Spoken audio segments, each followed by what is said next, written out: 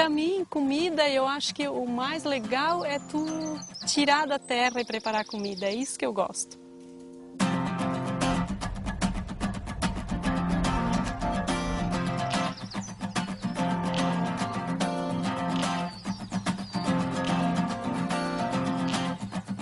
O que as propriedades rurais têm como tarefa, a agricultura tem tarefa, é fornecer alimento para as pessoas. Não posso chegar no teu prato, com licença, vou botar um pouquinho de veneno antes que tu coma. Não, tu quer um alimento limpo e saudável.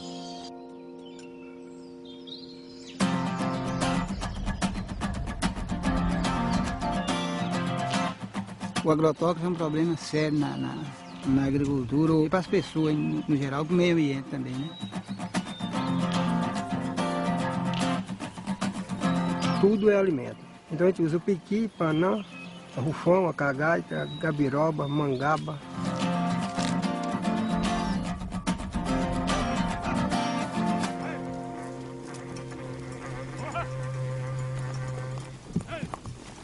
O gado é que ensina, acaba ensinando qual é o nosso manejo, né?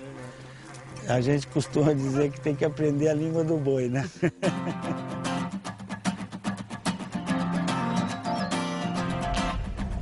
Para mim ficou muito claro que os sistemas de cultivo convencionais são grandes criadores de problemas. E o sistema de agricultura orgânica faz muito mais sentido para mim.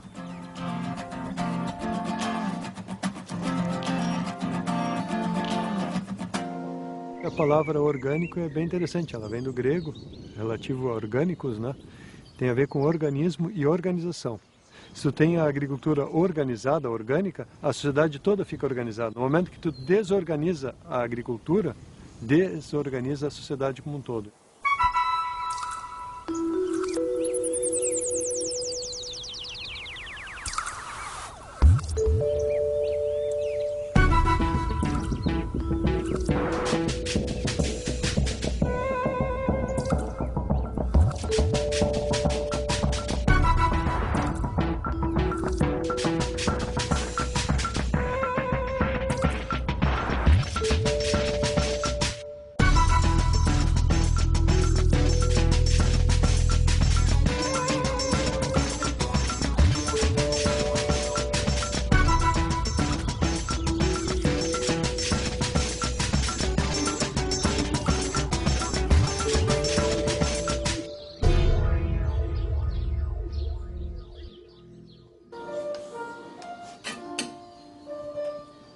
Nosso arroz cateto, produzido aqui na fazenda, tá ótimo.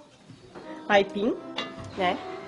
O feijão e a galinha caipira também, produzida aqui na nossa região, na fazenda. Vamos degustar para ver se tá aprovado. Vamos para a mesa? Esse é um pedacinho de carne de galinha. Te incomodei bastante. Alegre a vida do cigano, o lar dele é a Mata Virgem. Lustig ist das Zigeuner Leben, Faria, Faria. Braucht dem Kaiser kein Zinsen zu geben, Faria, Faria. Lustig ist im grünen Wald. Então, quando nós começamos aqui em 1983, a propriedade estava dilacerada, além de contaminada com produtos químicos, era um deserto químico, a gente podia dizer, que não crescia mais gramíneas, né? O pasto não se desenvolvia mais. E assim a gente começou o trabalho. Então, aqui à esquerda nós temos o plantio do arroz negro, agora é restevo, o gado está aproveitando, e do outro lado temos o plantio de arroz grão curto, variedade japônica.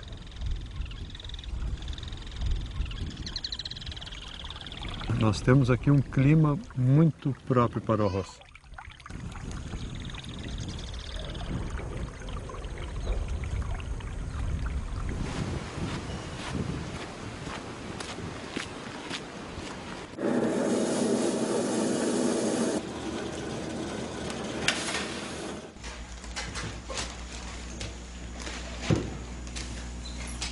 Quando diz que a produção orgânica não será suficiente para alimentar o mundo, isso está baseado numa mentira, com a intenção de repeti-la muitas vezes até que ela se torne verdade.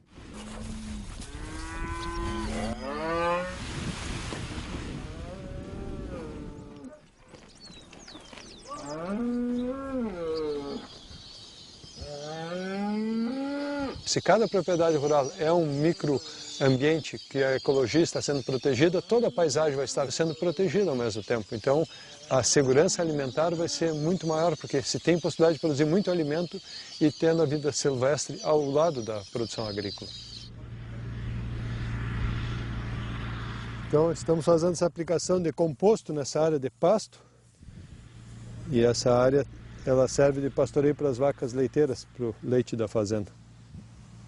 São composto elaborado aqui na fazenda mesmo, onde são colocados preparados biodinâmicos, que são feitos com plantas medicinais, a urtiga, dente de leão, carvalho e a valeriana. E agora nós vamos botar um pouquinho de valeriana para ficar mais 15 minutos junto e ela receber um impulso para ajudar no processo do fósforo e dos minerais dentro da lavoura. Então vou botar umas gotinhas aqui.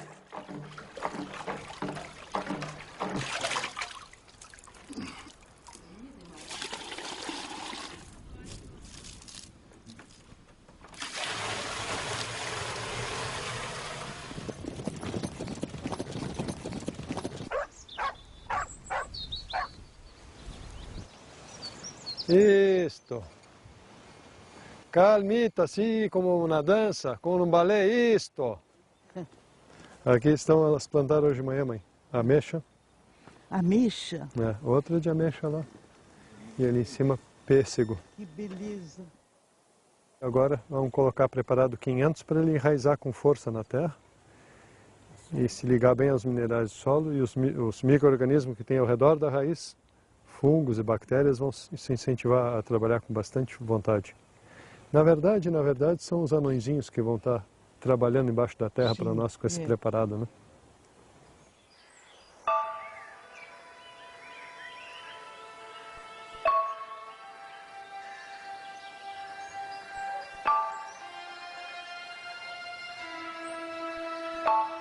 A natureza está sempre atenta, escutando o que o homem quer que ela faça e ela obedece o que o homem seria o mestre dela, indica ela fazer, né?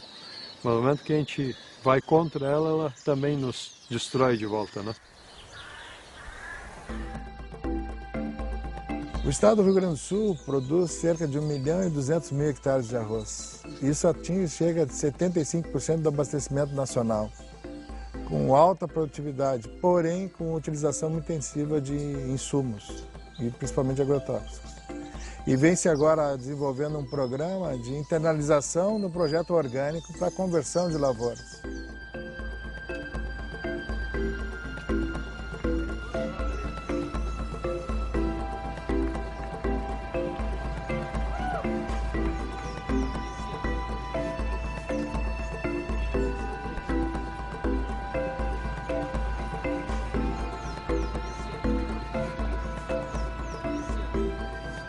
É uma grande dificuldade vir nessa feira, porque a gente não consegue sair dela. É uma delícia estar aqui dentro, é uma felicidade, a gente encontra os amigos que compactuam com essa ideia de fazer um mundo melhor, socialmente melhor e com crescimento a cada ano que passa, isso a gente vê essa evolução e isso alegra muito os nossos corações. Eu trabalhei aí por diante uns 17 ou 18 anos com agricultura química. E num determinado momento eu percebi que eu estava perdendo a saúde rapidamente e estava empobrecendo financeiramente. Então, com essa conjuntura, com esse pano de fundo, foi possível tomar a decisão. Isso é importante.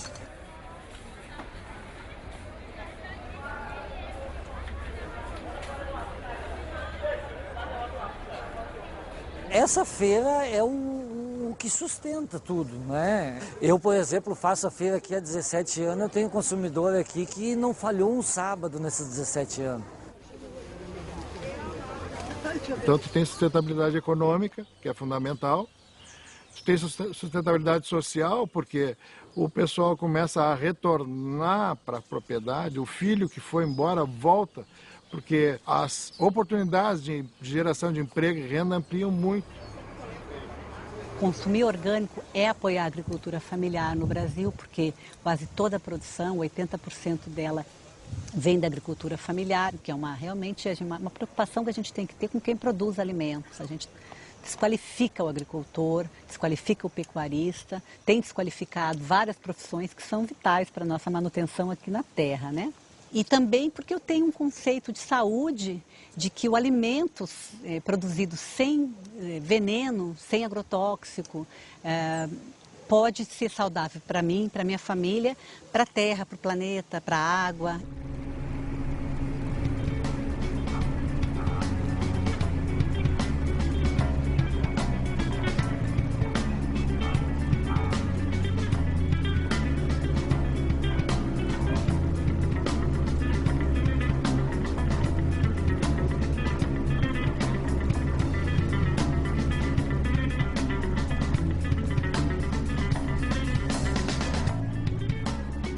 Tem em torno de 500 famílias que são cadastradas no projeto do INCRA. Somos o ribeirinho, né? No total vai dar uma faixa de umas 3.000 pessoas nessa ilha. A gente vive do palmito, do açaí e da pesca.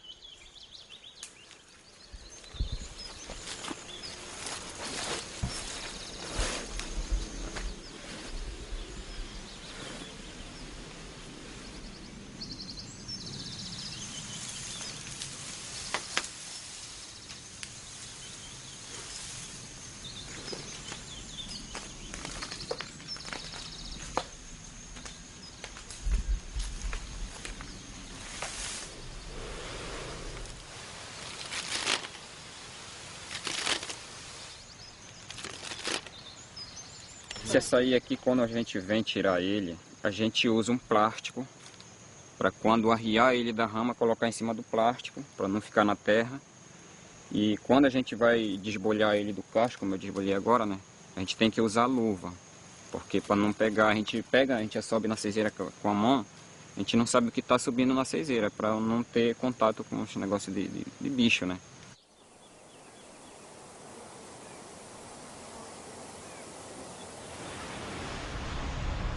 O produto que é certificado orgânico, ele chega com toda a documentação de origem para que nós possamos assegurar a rastreabilidade.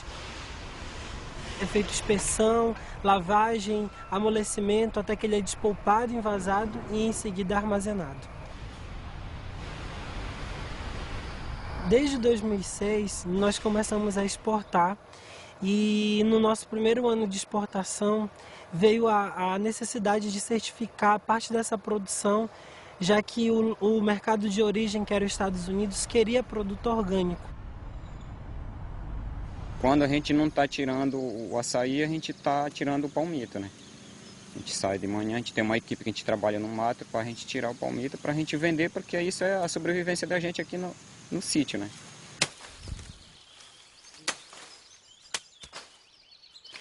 Aí a gente fez uma associação com a Jacopalma, né? Aí a gente maneja o palmito aqui e revende para eles lá. Está sendo bom para a comunidade, né?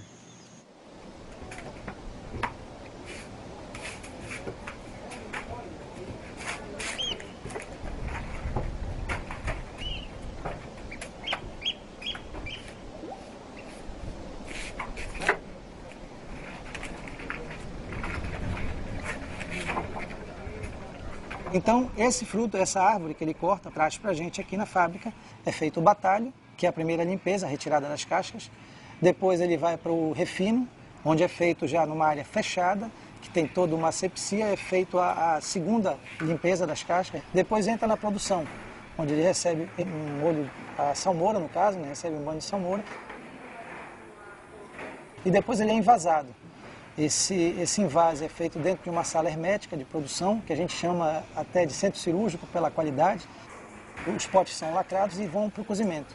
Daí ele recebe o vácuo, né, e é classificado, feito análise laboratorial, quarentena, todo esse processo para posterior liberação do lote.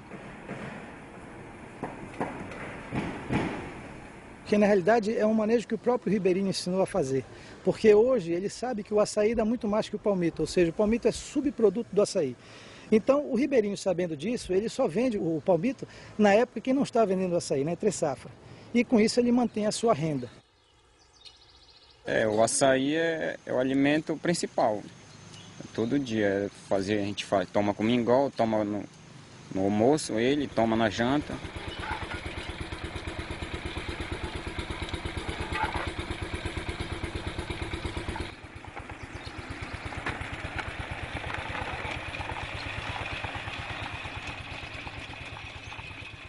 Tem que ter um controle, porque se a gente tirar tudo, acaba, né?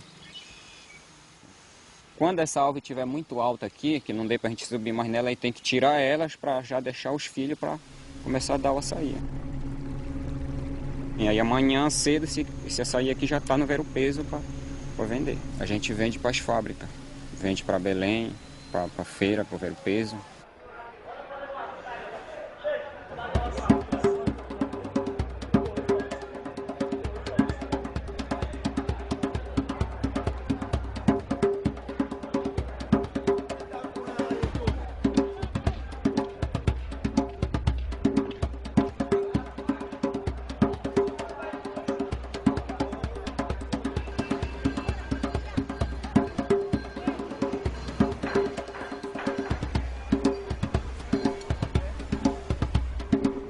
O maior consumidor de açaí do mundo somos nós, os paraenses, né? O açaí e outras sementes, outros produtos orgânicos, eles têm puxado essa evolução. E eu acredito que ao longo do tempo esse mercado ele só tende a crescer. O selo orgânico é muito mais do que um simples selo de qualidade de produto. Ele trabalha desde a origem da matéria-prima, do extrativismo, do ribeirinho que tem aquela fonte de renda. É importante salientar que o orgânico não está só numa questão de não ter nenhum tipo de agrotóxico ou conservante, não é isso. O orgânico é uma cultura, eu diria que é todo um trabalho que envolve um selo orgânico. Exatamente isso, a questão social, de como é feito esse produto. Eu acredito que a visão dos empresários tem que mudar.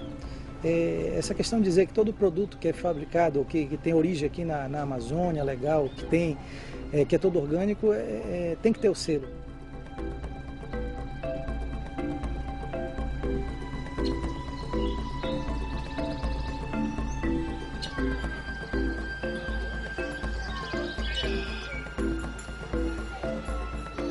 A certificação nada mais é do que uma verificação, né, por alguma empresa externa de que aquele empreendimento ele cumpre com as normas de produção orgânica. A gente verifica aspectos desde manejo, né, de plantas, de solo, biodiversidade, a questão do bem-estar, a questão do respeito ao ser humano.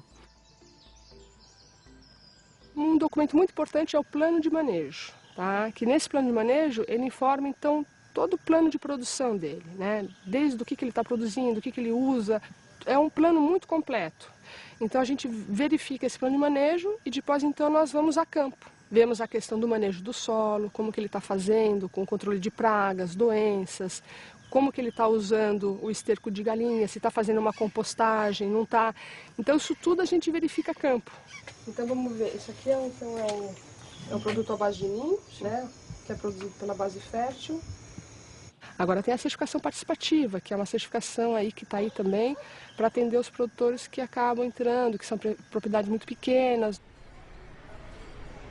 A certificação participativa ela é uma certificação em rede. As próprias associações, as próprias instituições que compõem isso, elas se autofiscalizam, né? Então, tipo assim, se um produtor tem problema, esse problema é de todos.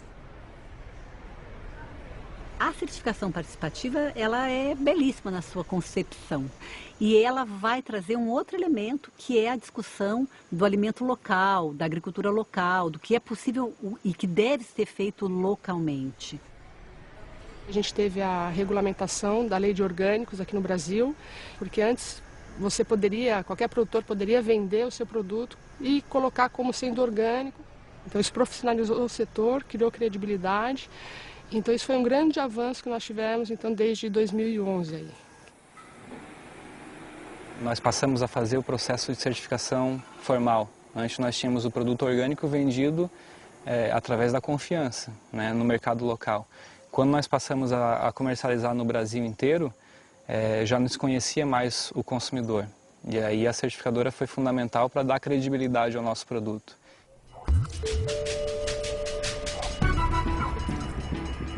Hoje somos aproximadamente 300 famílias e são 11 municípios envolvidos com o trabalho.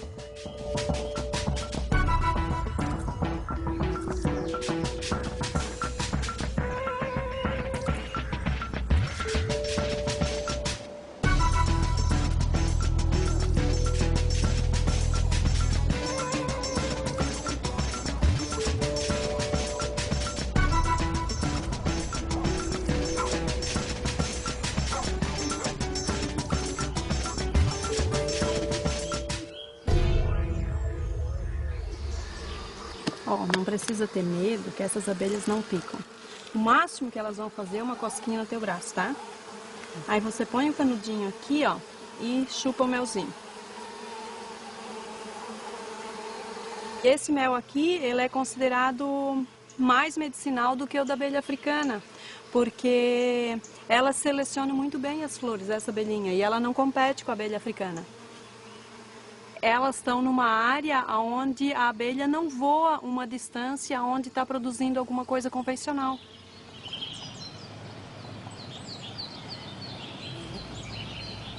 Aqui tem flor de tudo quanto é tipo, até flor de planta medicinal que tem ali. Eu deixo uns pés para florescer, para a abelha pegar o néctar para fazer o mel.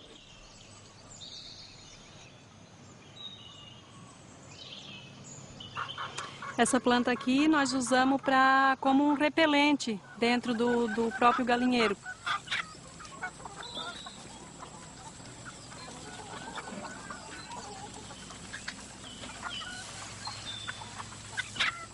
Eu produzo galinha de postura, né? Aí precisa ter uma medida, uma dose diferente da ração do que para galinha de corte. Ela é ração orgânica, que é produzido aqui em Santa Rosa.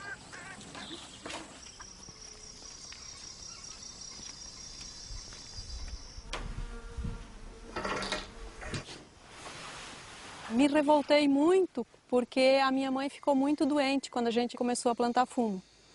Na época eu era quase criança, mas os instrutores de fumo vinham e falavam que era remédio.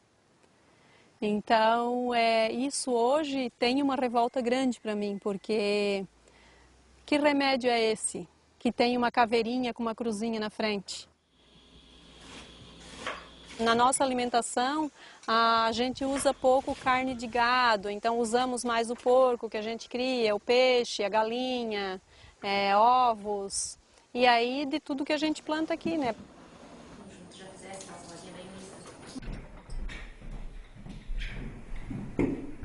O jovem daqui antes ia estudar na cidade, ficava na cidade. Hoje vai estudar e muitas vezes volta.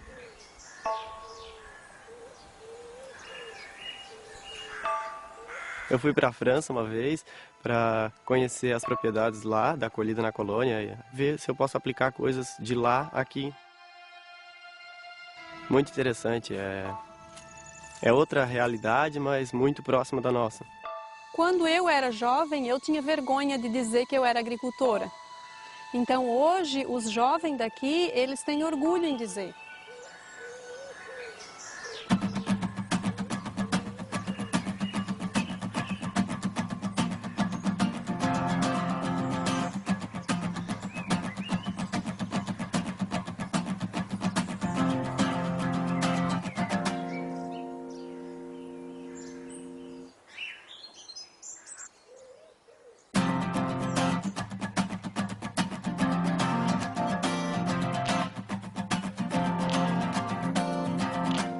feijão e aí carne de porco. E aí arroz e mandioca. Tudo é só o arroz que é comprado. Aqui o óleo de piqui. Tempera a salada.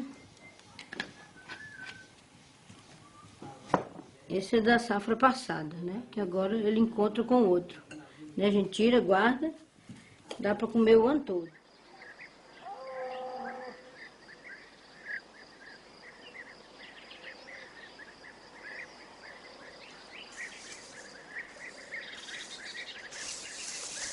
Meu nome é Lei, sou catingueira, que o pessoal fala, da Caatinga. E aí, mas só que desde 11 anos atrás, né, eu sou geraizeira. Meu nome é João Altino Neto, faço parte da Associação Comunitária dos Assentados do PA Americana. Meu nome é Cristovino Ferreira Neto e o assentamento aqui ele foi criado numa perspectiva diferenciada, que aqui dá o nome de assentamento agroextrativista. Porque duas coisas que tem que ser casadas é a questão da preservação com o aproveitamento. Porque vai gerar renda, então a gente não vai precisar estar desmatando, tem pacari, tem canguçu, carapiá, são centenas de plantas medicinais que a gente tem no cerrado e que a gente vem com esse trabalho de preservar. Isso aqui é o rufão. Esse rufão aqui é o que tira o óleo, que ele serve para queimadura, para gastrite, para bronquite. Ele é remédio para reumatismo, para coluna. Isso é como disse, aprendeu com os avós da gente, é coisa velha. E aí a gente reúne as mulheres, as crianças e trabalha com rufão. E a gente vende litro, vende o vidrinho, né? Por safra, né? A gente faz R$5.000 por aí do óleo do rufão.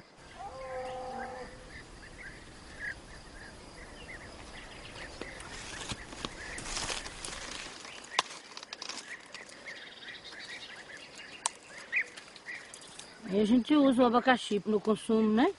Em casa e também entrega para a cooperativa, Grande Sertão.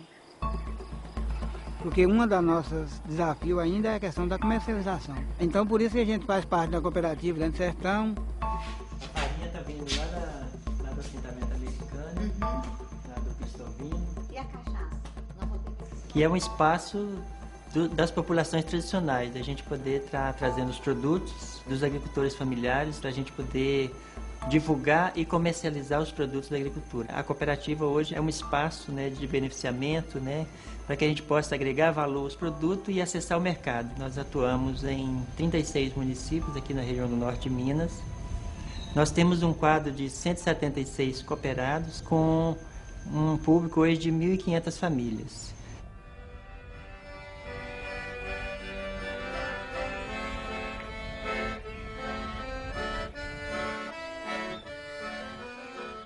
A semente crioula é aquela semente que os nossos avós há tempos já vêm plantando, né? E a cada ano a gente tem o cuidado de estar melhorando essa semente e guardando, selecionando, para que a gente não fique dependendo de estar buscando no mercado, né? Esse aqui é o feijão mangalô, e que era muito usado antigamente os quilombola, o pessoal dos Gerais, o geraizeiro, consumia muito esse feijão mangalô. Esse é o feijão roxinho mineiro, um feijão muito plantado antigamente aqui na região e que hoje está quase em extinção. E esse aqui tem mais de 100 anos que vem plantado pela minha família e graças a Deus a gente não deixou perder. Essa é uma variedade de milho dos índios Tupiniquim, é uma variedade de milho doce, e que sabemos que o milho doce ele só tem 3% dos milho que existem.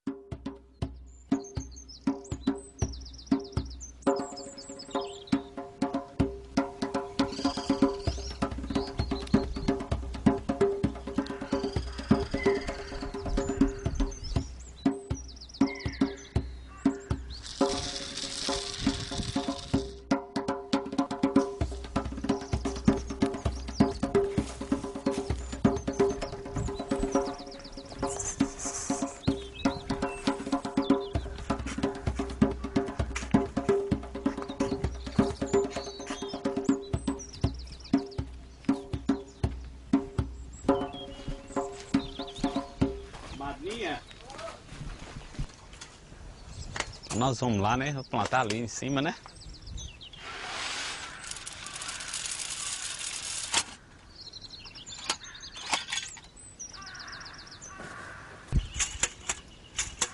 Gosto demais. Esse serviço aqui mesmo de matraca, a maioria é os homens que fazem. Aqui em casa tem 4 homens, mas é eu que sei plantar com essa matraca. Eles mesmos conseguem. Eu saio para a roça assim para trabalhar, né? A gente vê os frutos, a gente vê as plantações, a gente fica muito alegre e sempre na esperança de colher frutos bons, né? E ensinar também a família, os filhos também a crescer, trabalhar a mesma cultura que a gente trabalha aqui, que é onde que muitas vezes na cidade a gente pensa que as coisas é muito boa, mas bom mesmo é essa vida aqui que a gente respira, planta, colhe.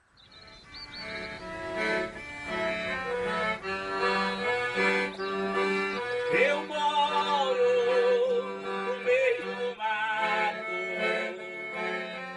junto da mãe natureza.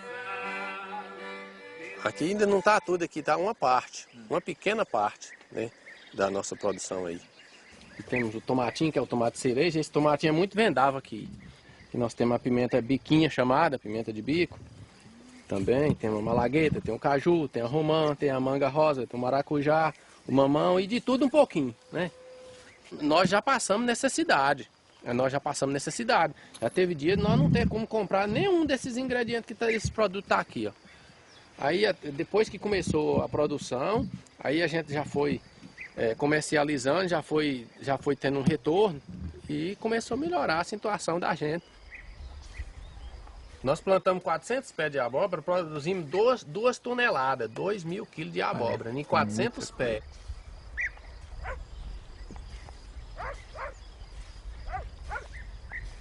O sindicato teve um contato com o pessoal do CAA, convidamos para a gente ir assistir lá uma capacitação.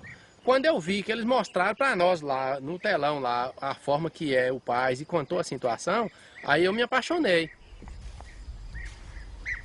Esse projeto PAIS é um projeto nacional. Hoje tem mais de 5.000 unidades em todo o Brasil. Esse projeto visa realmente levar essa tecnologia social para a pequena propriedade rural, sobretudo assentamentos, para que eles possam com isso gerar renda e com isso se desenvolver. Eu acho que é uma forma de resgatar não só a cidadania dessas pessoas, mas de possibilitar que elas possam ter uma renda através do trabalho. Então, é uma pequena tecnologia social que hoje custa em torno de 4.500 a 5.000 reais, e que você, disponibilizando para o pequeno produtor, ele consegue, por assim dizer, dar uma organização à sua produção. Esse kit é composto por uma caixa d'água, um galinheiro na região central e depois em elos no entorno você vai fazer os círculos de produção. Esse sistema é o seguinte, porque a galinha aqui ela vai ter uma função. Durante o dia, o inseto está lá na horta, mas quando é à noite ele vai caçar um lugar quente para poder ele se acomodar. Como tem a galinha aqui do lado, a galinha vai capturar aquele inseto. Então o PAIS ali está como se fosse um jarro de flor numa mesa para nós, né? Que o PAIS que incentivou tudo isso que está aqui em volta. A gente não vive sem a verdura, né? E eu trabalhava muito fora também. Aí depois da horta, eu nem lembro mais de trabalhar para os outros. Verdura, nunca mais eu comprei nada. Eu nem entro em sacolão. Só aqui, só daqui. Então, é uma coisa que ajuda a gente demais. Não tem nenhum tipo de veneno, nós não passamos nada em veneno. Fica tudo por conta de Valtinho. O alface está assim. Peraí, né? Eu vou bater uma calda aí que vai melhorar. Esse aqui é o carro-chefe aqui. Nas caudas repelentes que a gente faz aqui, é essa planta aqui que é o ninho. Trabalhava numa empresa que usava muito agrotônico. Às vezes a gente nem comia as verduras lá, eles davam cesta base pra gente. Aí eu tomava medo de trazer aquilo pra minha família. Eu intoxiquei fazendo a pulverização. A gente utilizava o veneno para matar lagarta, né? Matar inseto, para matar o próprio mato. E a gente foi vendo como que eram as coisas. Aí eu aprendi a trabalhar. Hoje eu não utilizo agrotóxico. E eu aconselho os meus vizinhos não utilizar. É outra saúde para a gente tem certeza. E eu pretendo continuar. Pretendo crescer, eu estou crescendo aos poucos. Eu plantava 2 canteirinhos, eu já cresci, eu pretendo crescer mais. Tchau, gente. Obrigada por tudo. Obrigado.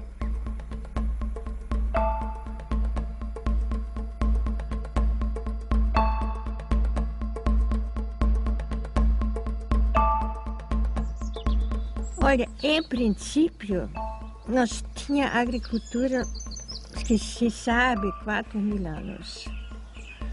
E só nos últimos 100 anos não era mais só orgânico.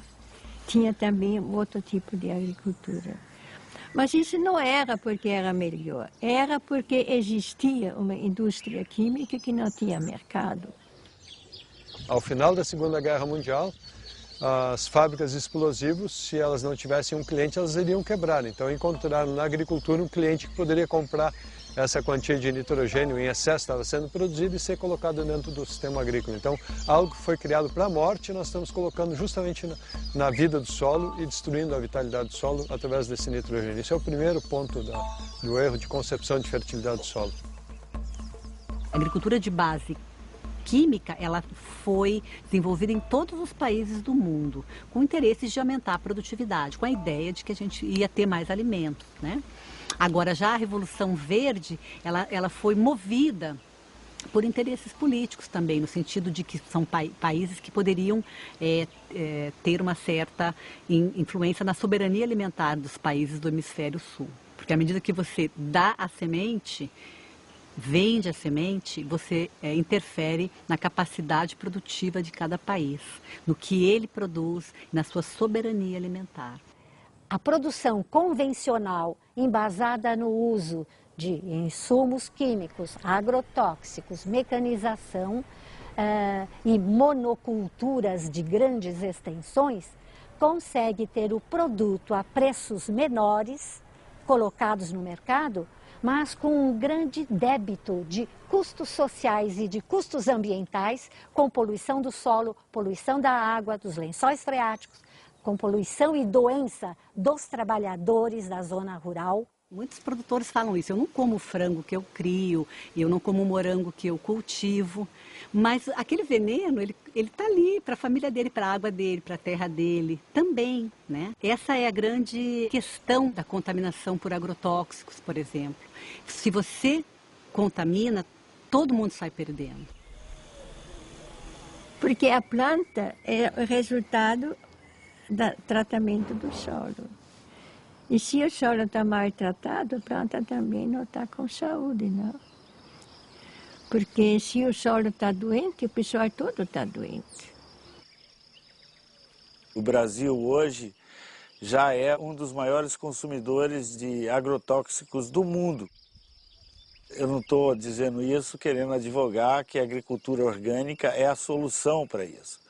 Mas eu acho que passa pela agricultura orgânica, quer dizer, o desenvolvimento de novas tecnologias mais limpas para a produção de alimento. Nem mexer com o tal do veneno eu não gosto. Dá tonteira, né, Zé? Não, você quer ver o que acontece? Eu no Paraná, antes de eu possuir minha família, eu toquei uma lavoura de algodão, e aqui, você sabe, o algodão sai em riba do veneno. E apareceu, foi logo quando apareceu um tal de um acre vermelho. E aí eu fui passar um veneno, lá quase morri. Eu fiquei cego, não enxergava ninguém, né? Os nervos relaxou tudo, né? Então só sabia que eu estava vivo porque estava batendo o coração, né? Agora nós vamos produzir maracujá e suco para dar de beber a turma lá da cidade. Isso. Troço bom, né, Zé? Eu tenho uns abacaxi ali embaixo que eu queria que você visse lá. Tão bonito. Se nós for até lá, eu vou até te dar um para você poder levar, porque ele é orgânico, já está maduro. Se você vai me dar um, eu já vou. Já está maduro, hein? O abacaxi não está lá perto do pausar, não, né? É lá perto das bananas lá.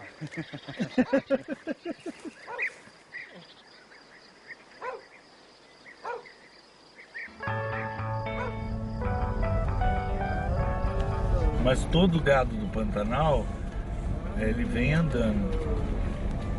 Isso é bom que o estresse é muito menor do que você botar um gado dentro do caminhão.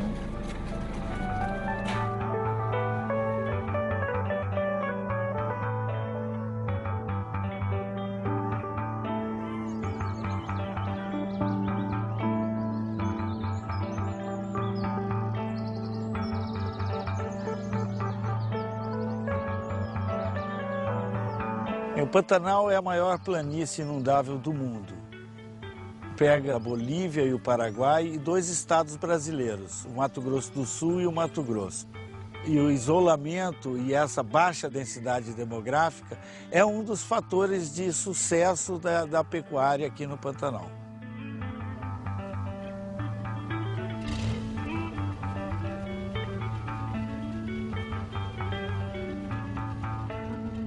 Aqui a gente está na beira do rio Taquari, que é a divisa entre 2 pantanais. Vários são os motivos que fizeram com esse casamento perfeito e harmônico entre a pecuária e o bioma pantanal. A comida para o gado é nativa, quer dizer, a gente tem grandes extensões de campos nativos com pastagens de boa qualidade, né? A Embrapa identificou por volta de 23 espécies de gramíneas diferentes, né? Isso dá um sabor e determina algumas características da carne pantaneira. Toda essa história levou com que esses pantaneiros tradicionais criassem a BPO, a Associação Brasileira de Produtores Orgânicos, exatamente porque identificaram aqui uma oportunidade de continuar fazendo uma pecuária extensiva sem uma intensificação que levasse a um impacto ambiental maior.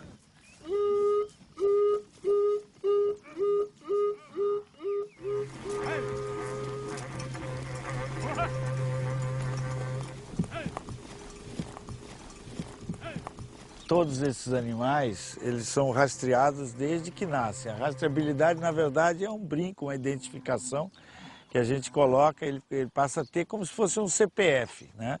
A rastreabilidade é a espinha dorsal da certificação.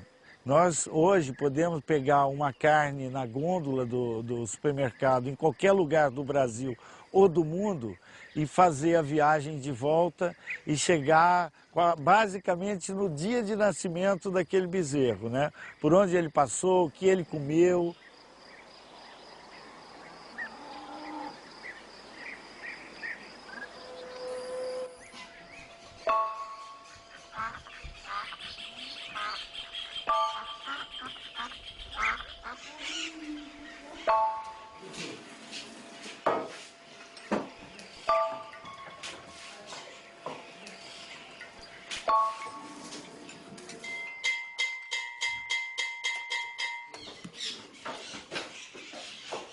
Evaldo, ele curou 60 bezerros só lá na Curitiba, num dia, só numa pegada.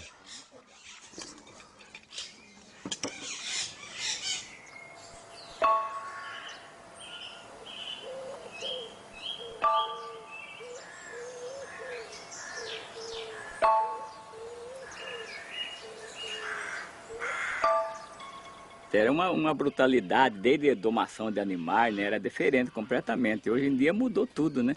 O movimento orgânico, né? Ficou bem mais prático de lutar, né? Sem judiar com o animal, né? Sem agredir ele, né?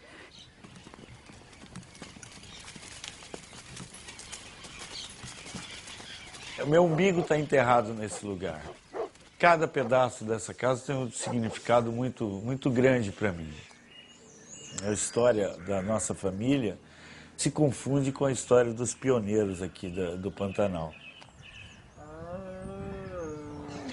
Até dizem alguns historiadores que o boi que trouxe o homem para o Pantanal, né?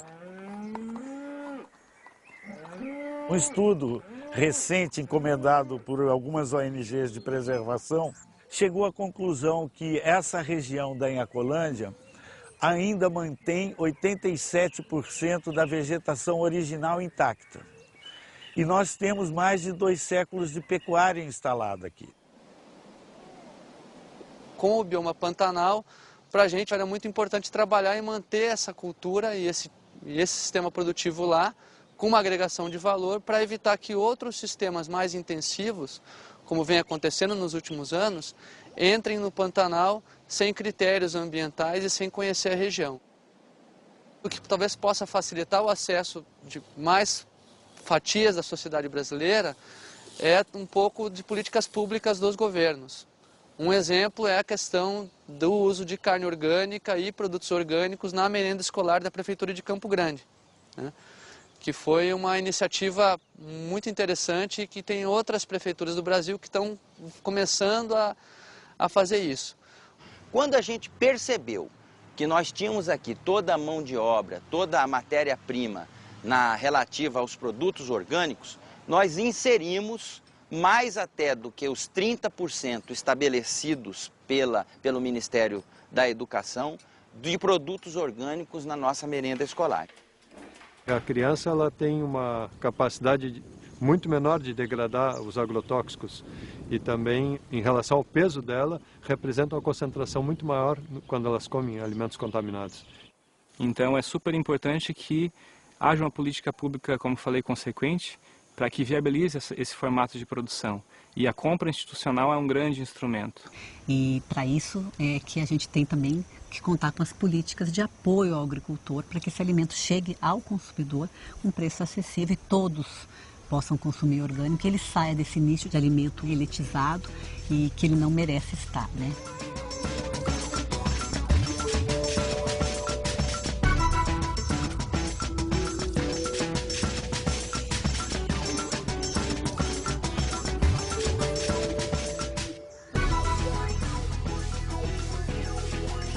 A fazenda foi comprada quando eu nasci e adorava vir para cá quando era moleque, vinha aqui, tinha uma ligação muito grande. Quando em 2004 comecei a pensar o que dava para se fazer aqui na fazenda mais sustentabilidade. E daí cheguei no orgânico e chegou nesse projeto que a gente está vendo aqui hoje, que estamos implantando. Eu falei, ó, vamos focar não em consultores, vamos focar em gente que saiba produzir. Quem constrói essa estrutura aqui é a vida que tem no solo. E essa vida, ela precisa de comida, que a comida é a matéria orgânica, ela precisa de umidade, ela precisa de temperatura. A gente tem uma escala aqui grande para orgânico, né? Então a gente está precisando desenvolver bastante coisa. A fazenda é muito grande, tem 1.400 hectares, a gente tem uma área da fazenda que já vinha produzindo citros convencional. Implantamos primeiro a área das frutas orgânicas, que são as plantas que demoram mais para começar a produzir, as aves. Depois implantamos o gado de leite, toda a infraestrutura de beneficiamento dessa produção, então laticínio, packing de ovos. Nosso grande desafio agora é fazer a conversão de toda a fazenda para o sistema de produção orgânico. Nós estamos pensando a laranja é o carro-chefe, mas nós vamos ter abacate, vamos ter manga, vamos ter madeira e vamos ter hortaliças também aqui nesse mesmo lugar. Então um dos segredos da agrofloresta é esse, tá vendo? Está plantando plantas que acumulam matéria orgânica para dar para que precisam até formar a nossa floresta aqui. E aqui é uma área de 70 hectares, todos pastos irrigados, 340 pastos de cerca de 1.000 metros quadrados. E então aquilo que eu sempre brinco que o nosso leite está aqui, ó, esse verdinho é o nosso leite. A vaca solta aqui, comendo capim, né, de uma boa, junto com seus bezerros. É uma outra qualidade de leite, né? Como elas comem pasto, então nós temos que cuidar bem do pasto. Para cuidar bem do pasto, nós temos que cuidar bem do solo. As pessoas acham que pasto é pasto. Ah, é um capim que está lá e a vaca vai lá e come. Então aí vem aquela história da questão da mudança. A pessoa querer mudar. Produzir orgânico é mais difícil, no sentido do trabalho. Com o passar do tempo é mais fácil, porque a natureza passa a trabalhar para você. A gente entende a fazenda como um organismo, e esse organismo precisa estar saudável, né? Ter um trabalhador com bem-estar, uma boa qualidade de vida, tudo isso é muito importante para a gente ter esse organismo equilibrado, né?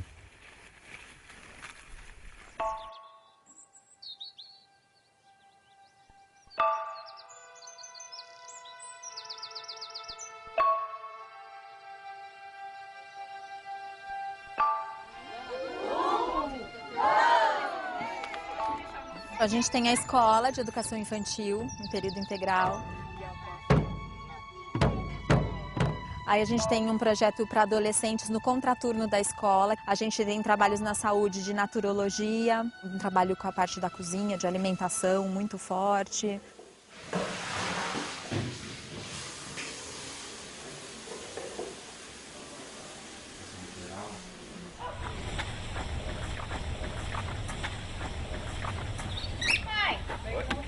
Oi, Sônia. Sônia, que romã é essa? Você viu que lindo? Olha, gente. Pega mais um quilo isso daí. Essa aqui é uma família especial, que tem o seu Nico, que é o nosso morador mais antigo, que está aqui há 44 anos. Eu que comecei o projeto aqui, com pintinho de um dia. Foi tudo eu que comecei. E agora tá tudo isso daí. 3 granjas já, graças a Deus.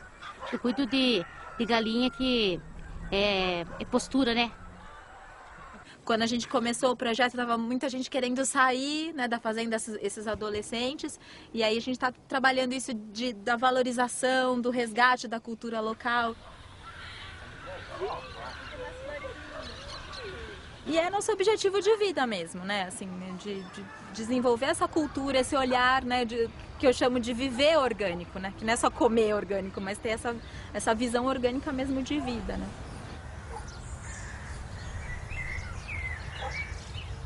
Você tem que respeitar os ciclos da natureza, respeitar as épocas, que eu acho que também é um aprendizado que o consumidor precisa fazer, de começar a respeitar um pouco, né, as épocas das frutas. Manga só dá no final do ano. Se você quiser comer manga o ano inteiro, você vai acabar comendo manga da Ásia. Então, faz sentido você comer manga da Ásia? Talvez não, né? Nossa barriga, Gi, abre a luz. Olha lá, toca no...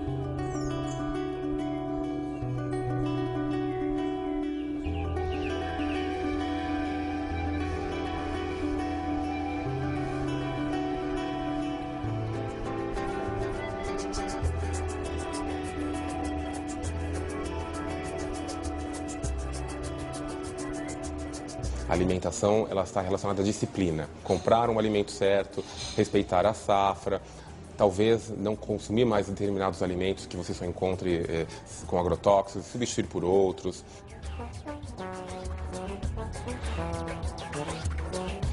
E eu me especializei em alimentação funcional e até fundei um pioneirismo que é a gastronomia funcional. Mas aí eu descobri que eu não podia falar de alimento preventivo em promoção de saúde sem falar em orgânico. A saúde para mim é muito mais ampla, né? Então eu trabalho a saúde do planeta, a saúde do social. Então o orgânico, como ele está relacionado a tantos outros fatores, ele cai como uma luva na prevenção de doenças.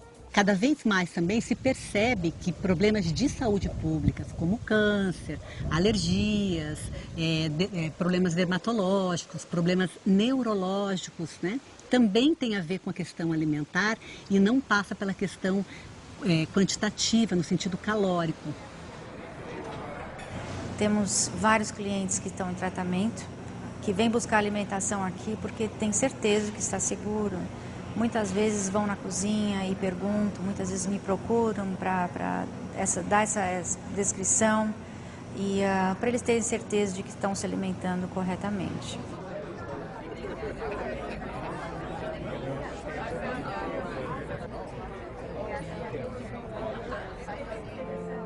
Eu acredito que a grande revolução virá por conta do consumidor moderno, né, que está preocupado com a sua segurança alimentar e com as questões ambientais do planeta, ambientais e sociais.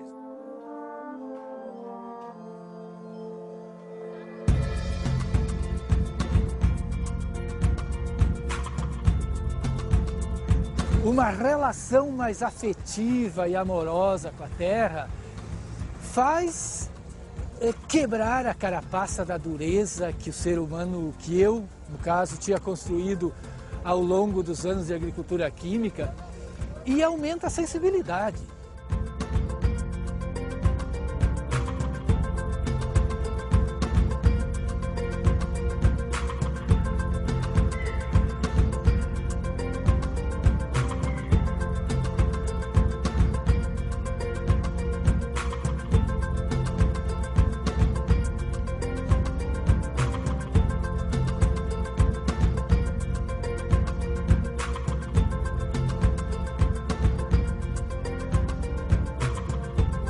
teu destino depende de ti. E a partir do momento que a pessoa não depende mais de insumos externos e começa a virtuar com uma produção maravilhosa e começa a ter o reconhecimento na relação com o mercado, bom, isso aí floresce e está florescendo com uma velocidade muito linda. Isso está sendo um momento maravilhoso, cada vez mais intenso.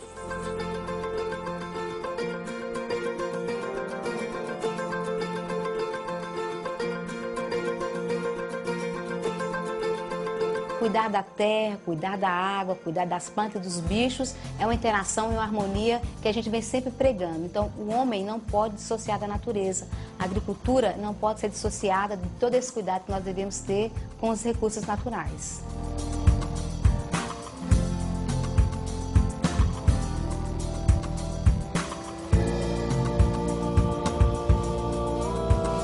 Somos nós que construímos a sociedade, então nós podemos mudá-la.